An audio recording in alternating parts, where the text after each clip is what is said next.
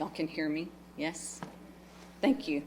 My name is Melody Parrish. I'm the Deputy Commissioner of Technology. And first, I'd like to apologize to you because, number one, I wasn't able to be here the first time y'all discussed this, and so maybe there was some confusion. Second of all, I think maybe my team caused the confusion, so I'm here to try to start over and explain what we're trying to do with the long-range plan for technology. In 2018, when the State Board of Education adopted the long-range plan for education, which also has the long-range plan for technology attached to it, the membership at that time requested that we revisit the technology plan every 2 to 3 years, or when we felt like there was some kind of significant change that should be noted in the long-range plan for technology. The reason for that at the time was because, as you all know, technology is ever evolving and it changes constantly. And so it just seemed like it needed to be reviewed and revisited pretty much on a 2 to 3 year basis. And so the item for discussion was to just let you know that we believe that it is time for us to review the long-range plan for technology. And TEA, or my team, actually assisted with the writing of the technology, long-range plan for technology, which the board eventually adopted and approved. And so we believe that there are probably there may be more as we review the plan. We have not started that review because we wanted to bring this to you first.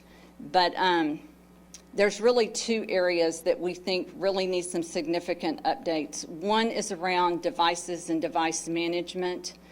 As long as I can remember, and I'm going to date myself here, even in the early 1990s, there was always a goal in the long-range plan for technology. I was in a school district, and we always had a goal of trying to get to 1-to-1 on devices to students.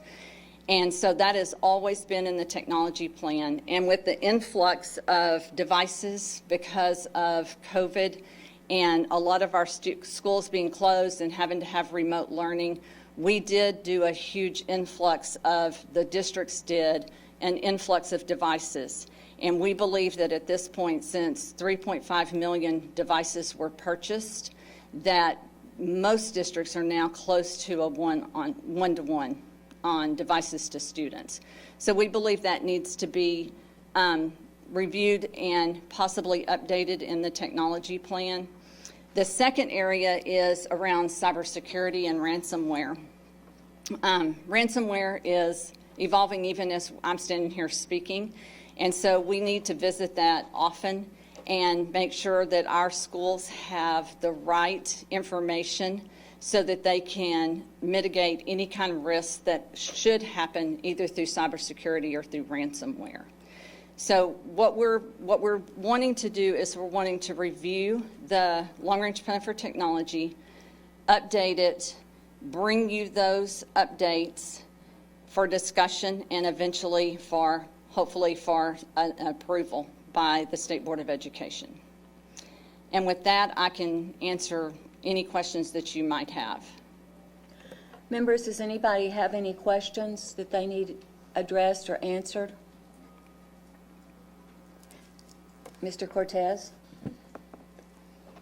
Those are 2 obviously real important areas to address, given what's happened, where we're at.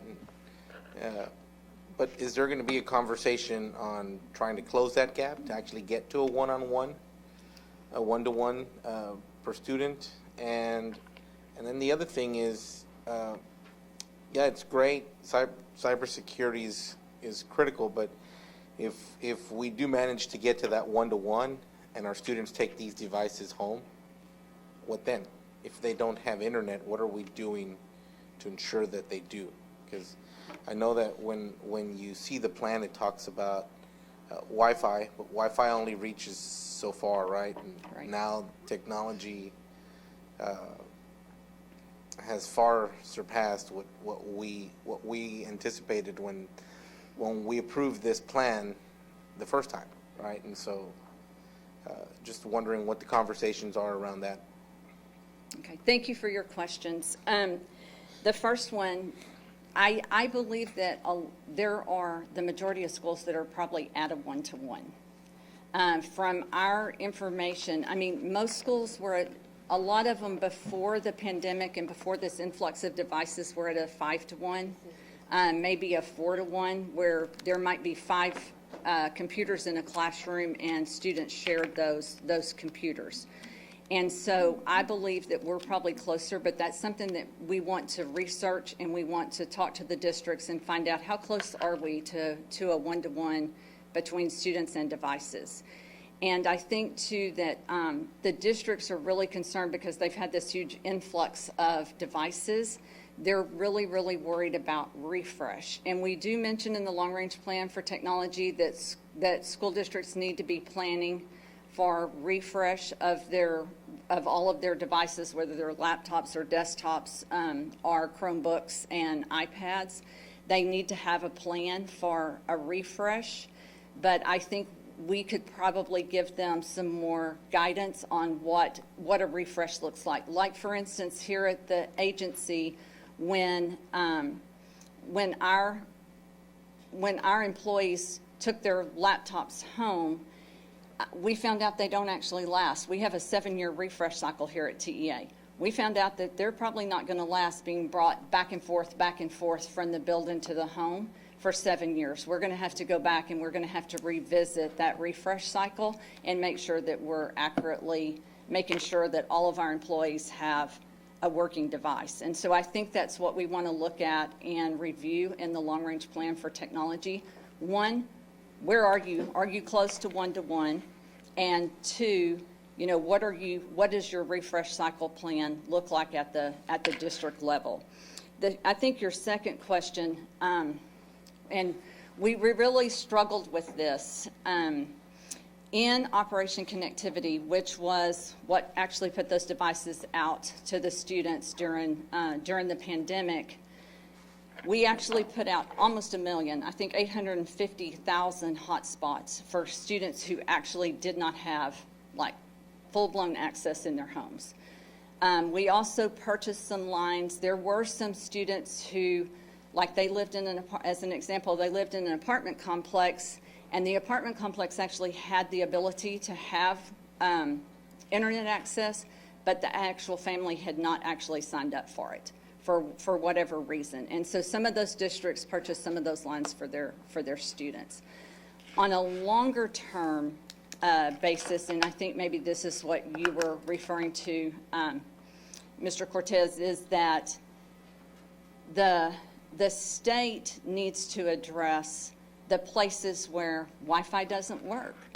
They can't lay fiber. I mean, there are many areas of Texas where fiber's just not going to work and Wi-Fi's not going to work. And so we're going to need to come up with solutions and work with the vendors, work with the school districts. And it's not just the school districts, it's also the medical facilities, the cities, the counties.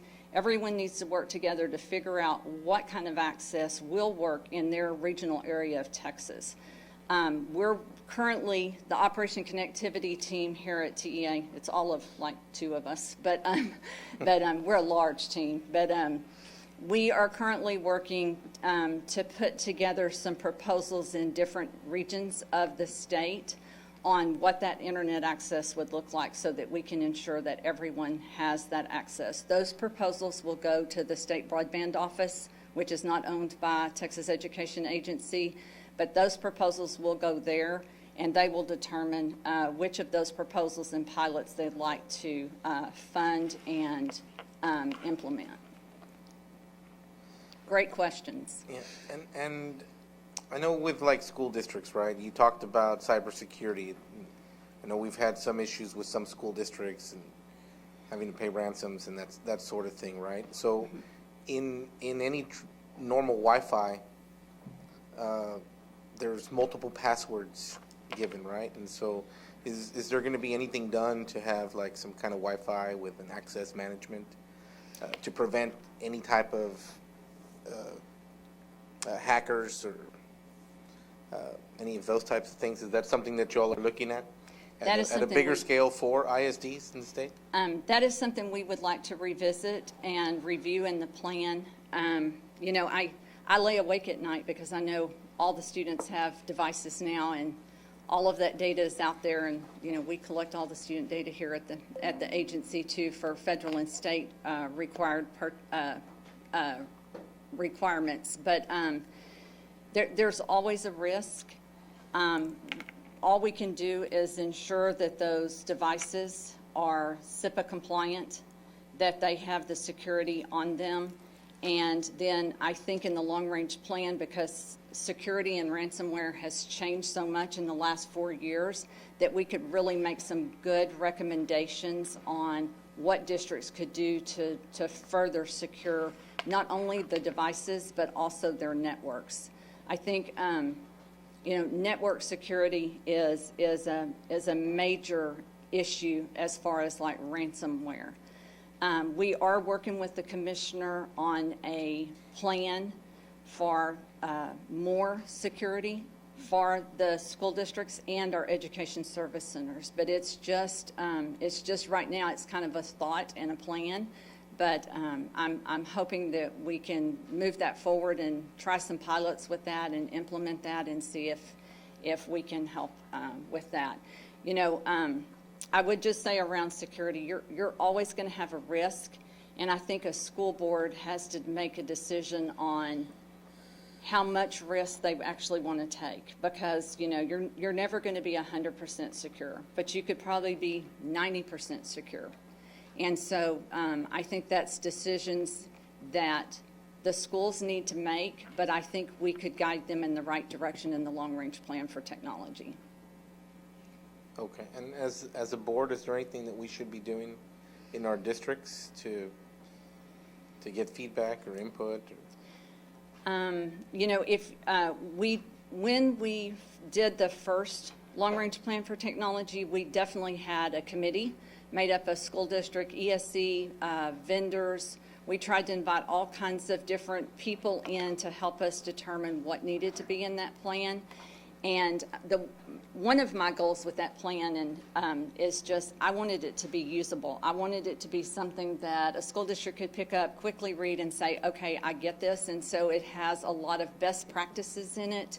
And so I think, you know, I know, like, when I read through the best practices now, I'm like, that's not even a thing anymore, right? So we want to go back and we want to update those. But if you have someone in your area that wants to serve on that subcommittee, we'd be more than happy to have them and get their input. Because, you know, I can't stand here and say at TEA I know everything that's happening in a school district with technology, because I don't. And so we are going to be leaning on those people to give us best practices and guidance. Thank you. If you can just share your contact information with us in case we Absolutely, we have will. somebody. Yeah. Thank you. Is there any other discussion? Mr. Hickman? Just a couple quick questions. We got a copy of the 2018-2023 plan. So who drafted that plan?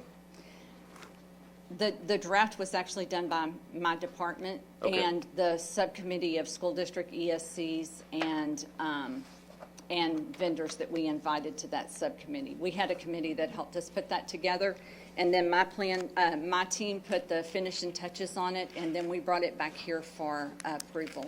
Okay, and so for the update or the refresh, it'll be the same kind of group? Absolutely. Okay. I think we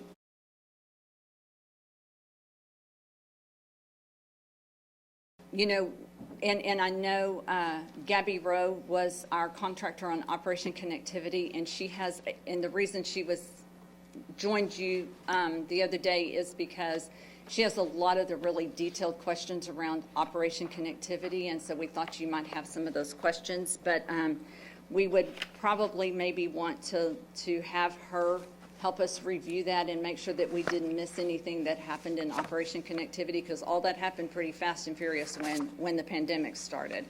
And so we just want to make sure that we don't miss anything and that we have the most up-to-date information in the actual plan. Okay, and my last point is I would suggest adding, you mentioned SEPA earlier, just adding SEPA compliance with internet filtering, I think Our chairman talked about bringing a rule at one of our future meetings, but just having that in the plan as well, that all ISDs would have SEPA-compliant filtering. And that is what we're working on with the commissioner right now, is endpoint detection, SIPA compliance.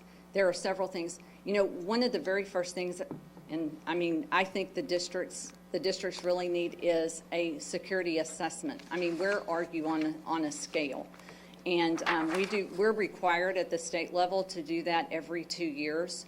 And so we have an independent group that comes in and tells us what our security maturity level is.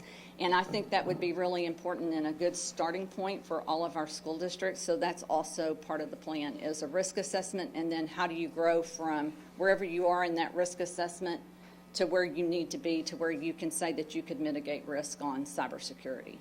Yeah, I would just say I learned about white hats and black hats and ethical hackers earlier in the week, and my kids know how to bypass the filtering. Yeah. So you may want some white hats to see what the kids are doing to get around the filtering. So. Might want some kids to look at it and tell us what they're doing. Yeah, I don't know if my kids would be good white hats for you, but look elsewhere. I thought maybe you were volunteering them. No, they're good black hats. Members, are there any other questions? Okay, seeing none, thank you, Melody. We appreciate your report. And we'll be back with some recommendations for your consideration and approval. Okay, great. Thank you. you. Okay, members, we got a little